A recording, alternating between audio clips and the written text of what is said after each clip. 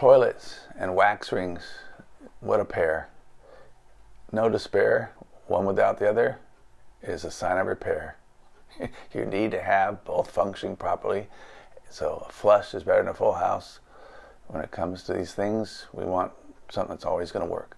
So you put a new wax ring in, make sure you scrape the other one off completely, make sure the wax ring fits properly and there's no water leaks. And for a nice finished touch, caulk the bottom of the toilet. A lot of people don't caulk the bottom of the toilet, preferably white. Most toilets are white, but if not, something that would match the floor at least and have a nice finished look.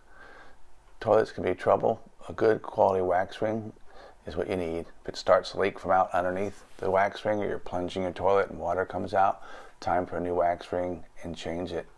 A toilet backup from plumbing, you want to change that toilet wax ring when you pull that toilet. Tips, tricks, remember me. Looking forward to talking to you again. Like that button.